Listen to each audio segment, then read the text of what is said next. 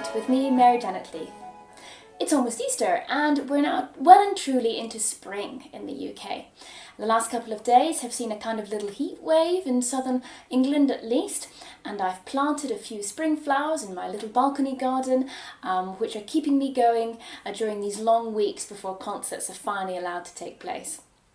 Today I'm going to introduce you to Bach's Easter Oratorio, which is BWV 249. Of course, Bach's St. John and St. Matthew Passions are very, very well known throughout the early music world and beyond, and are a really important part of musical life at Easter for many of us. And of course, in normal times, orchestras, choirs, choral societies would be performing these passions this weekend. But of course, this year is a little different. Usually the passions require relatively large forces instrumentally, and of course choruses of singers, which isn't really practical to the vast majority of us at the moment. So this seems a rather good time for the Easter Oratorio to make a comeback. It's scored for SAT B, just one per part, and a small orchestra, with only the final movement originally requiring a small chorus, which could of course be done by just two singers per part. The Easter Oratorio has a really interesting history. Bach first wrote it for the birthday of Duke Christian of Saxe-Weissenfeld, then transformed it into a cantata for Easter Sunday in Leipzig on this actual day, 1st of April 1725. It only became the Easter Oratorio itself 10 years later in 1735 when he slightly rewrote it for the occasion. During this period, Bach of course was cantor in Leipzig. We usually think of him primarily as organist of the Thomaskirche, but in fact his role was the Cantor zu St. Thomai et Director Musices Lipsiensis, and he was responsible for the music of the four principal Leipzig churches, yes, the Thomaskirche, but also the Nikolaikirche, the Matthäikirche and the Petrikirche. In terms of composition, his main responsibility was to compose Hauptmusik for Sundays and also for church feasts. And in his early years in Leipzig, they were filled with compositional energy.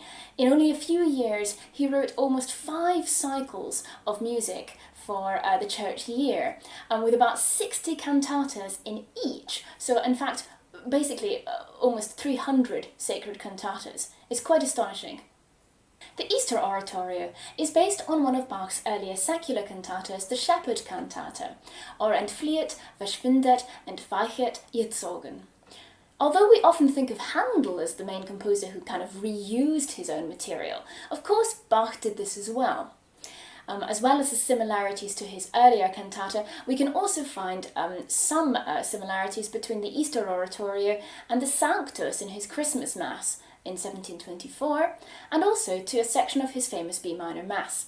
This isn't really surprising. After all, composing at such a pace must have been exhausting sometimes, and no doubt Bach also wanted to reuse some of his best musical material more than once. And of course this was completely normal at this point. In comparison to his cantatas, Bach's oratorios are slightly larger in scale and longer, and of course the main difference is that they have a narrative plot, in this case the biblical story of Easter. Bach takes us through the narrative with 4 beautiful arias, one for each voice part and connected by 4 recitatives. And the final chorus, Preis und Dank, praise and thanks, proclaims the message of hope and praise, thanks to God, and the triumph of life over death. One of the reasons I love Bach's Easter Oratorio is that it begins with 2 instrumental movements, which is quite unusual. A sinfonia, followed by an adagio with a very soulful oboe or indeed flute melody. The overall instrumentation with trumpets, oboes and timpani is incredibly powerful. My favourite aria is the Soprano Aria, Zile deine Spezereien, sung by Mary of James, which is accompanied by just solo flute and continua in a very intimate trio sonata texture. The text for the aria is very short, but Bach actually creates quite a long movement in B minor with very elaborate ornamentation for both the soprano and the flute. Of course, this year, most performances of the Easter Oratorio will be online, as everything is at the moment.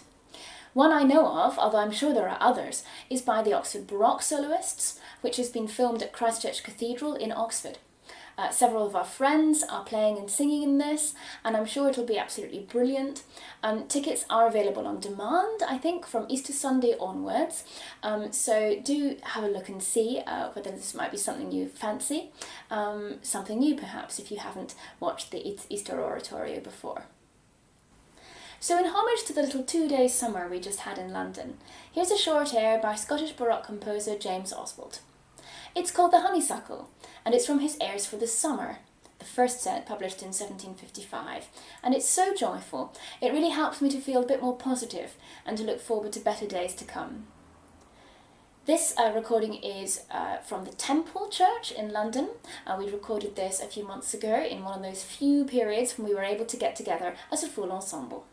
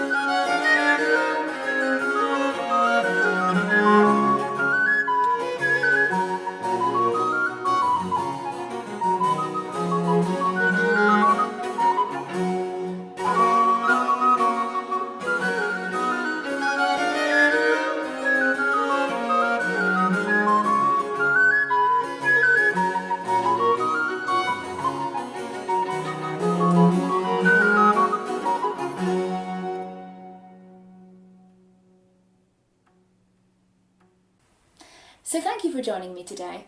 From now on, I'll be recording a PitchPoint episode every fortnight rather than every week. I have to get on with my PhD and libraries are opening soon, so I will be spending a lot of time researching Scottish Baroque music. But next time I will be chatting to Hesperi's violinist Magda about her career and how she first came to be interested in the Baroque violin. See you then.